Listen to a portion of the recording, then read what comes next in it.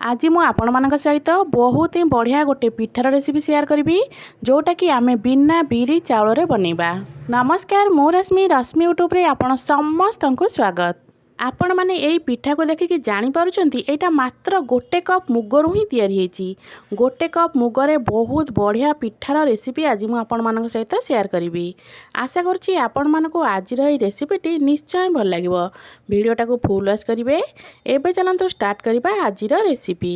आज रही पिठा बनाइबा मुझे गोटे कप मुग को 2 ରୁ 3 घंटा बतुरईकिना रखी। मुग को भाजिकी नेबेनी, कंचा मुगर ही बनइबे। कंचा मुग को 2 ରୁ 3 घंटा भल भाव में बतुरिया छाड़देवे। जदि आपण मैंने यही रेसिपीटा को सकाळु सकाळु बनइबे तो राति सारा मुग को बतुरईकिना रखिदे पारिबे। मुग एठी पूरा भल भाव में बतुरी जाइछि। मुग को एठी देदेबा गोटे ग्राइंडर जार रे। एबे सेथिरे देदेबा 2 ରୁ 3टा भलिया कंचा लंका, खंडे अदा। एबे देदेबा 3 ରୁ 4 चामच भाया दही। दही दे सारा पर एथिरे बिल्कुल भी पानी देबेनी। बिना पानी रे याकू भल भाव में पूरा चिकन करके बाटिकिना नहीं आसीबा। एठी मो मुग, दही, कंचा लंका, अदा को पूरा भल भाव में चिकन करके बाटिकी नहीं आसी। बैटर कंसिस्टेंसी देखंतु। एठी बैटरटा हमर टिके बहलिया अछि। एई जगह रे आपण माने पानी फानी टोटाली भी यूज करिवेनी। एबे एथिरे आमे देदेबा स्वाद अनुसार लूण। अल्प दे दोची हळदी गुंड, हाफ चामच रु बहुत कम देथिले हळदी गुंड। गोटे चामच देथिले चीनी, जेहेतु आमे दही देथिले खट्टा को बैलेंस करिया पई गोटे चामच चीनी देथिली। 2 चामच देथिले सुजी। एबे आमे लूण, हळदी, सुजी आ चीनी को बैटर रे पूरा भल भाव में गोलैबा। आपण माने जदि बड़ी फड़ी बनाउथिबे, बड़ी बनेला वाले बिरी को आमे जेमिति गोटे डायरेक्शन रे पूरा 10 ରୁ 15 मिनिट पे गोलै थाउ, सेमिति ही याकू गोटे डायरेक्शन रे पूरा भल भाव में गोलैबे। एमिति भल भाव में गोलैले कौन हबो ना, पिठाटा हमर पूरा नरम हबो। आपण माने याकू एमिति 10 ରୁ 15 मिनिट भलिया पूरा गोटे डायरेक्शन रे गोलैबे। लगातार 10 ରୁ 15 मिनिट गोलिले तो हाथ काटिबो। हाथ जदि काटिबो तो मझिरे मझिरे टिके रही जिबे, तापर ताकू गोलैबा स्टार्ट करिवे। आकू किंतु भल भाव में पूरा गोलैबे। एठी मु 10 ରୁ 15 मिनिट भलिया गोलै देछि। एबे एथिरे आमे दे देबा अल्प खाइबा सोडा, जोटा को आमे मीठा सोडा कहू। सेही सोडा एठी मु नेछि। खाइबा सोडा दे साला पर याकू भल भाव में गोलै देबा। एबे आउ याकू 2 ରୁ 3 मिनिट पे याकू एमति भल भाव में गोलै देबा। गोलै साला पर याकू एबे कवर कर देबा। सुजी हमर टिके फुलिबो, कवर करके 10 मिनिट पे छाड़ीदबा। सुजी आमर जे पर्यंत फुलुची एठी मु 2 ରୁ 3 पाखुड़ा भाया भुर्संग पत्र नहीं जाइछि। भुर्संग पत्र को एठी आमे पूरा छोट छोट करिकिना काटिदबा। जदि आपण माने पूरा गोटा गोटा पत्र नेबे तो सेटा ई पिठारे एते भल भाव में मिसी न थाए। तो पत्र को टिके एमती काटिकिना नै जिवे। पिठा सहित पत्र पूरा बहुत भल भाव में सेट हो जिवो। एठी मु कहि रखुची, जदि आपण मानको आजिर रेसिपीटी भल लगे वीडियो को लाइक करिवे, शेयर करिवे। चैनल जदि नुआ अछंती सब्सक्राइब तो निश्चय कर देबे। तो ये देखो मु सबू जाक पत्र को काटी देछि। पत्र को काटी सारा पर ताकू साइड करवा। ये देखो पत्रटा को मु पूरा चुन चुन कर काटी देछि। आकु एबे साइड करदबा। एबे चलंतु बैटरटा को चेक करदबा। बैटर कंसिस्टेंसी देखो बहुत ही गाढ़ा हो जाइछि। बैटर आमर प्रथम तो टिके बहलिया थिला, सुजी जेहेतु टिके फुली गला तो बैटर आउ टिके गाढ़ा हो गला। तो एबे सेथिरे अल्प पानी दे दबा। बैटर कंसिस्टेंसी एमिति रखिबे, ना ही बेसी गाढ़ा ना ही बेसी पतला।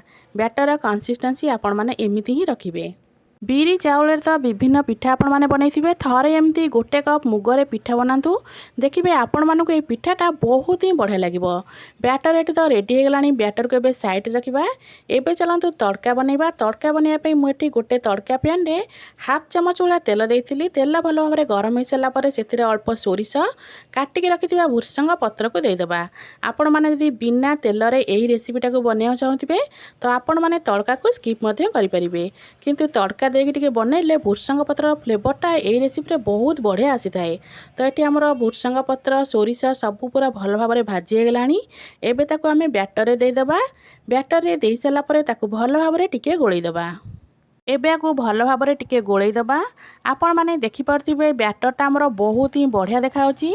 आज रही रेसिपीटी बहुत टेस्टी तो लगी थाए, पार्टी को देह पाई बहुत हेल्दी होता है। तो बैटर एटी हमर पूरा रेडी हो गलानी। एबे चलंतु नै जिबा गोटे केक टिन। केक टिन ने दे देछि 2 टोपा भलिया तेल।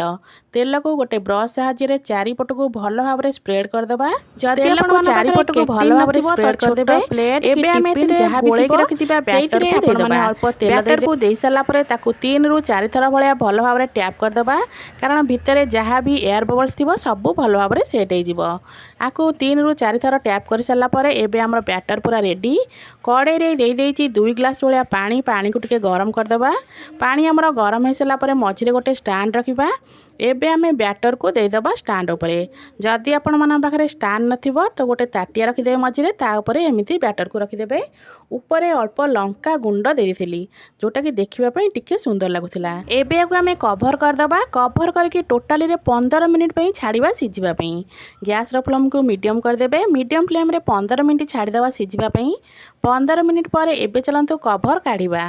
तो एबे चेक करबा हमर पिठाटा भलो भाबरे सिझिछि कि नाही। पिठा तो ये आमर बहुत भल भाव में फुली जाइए।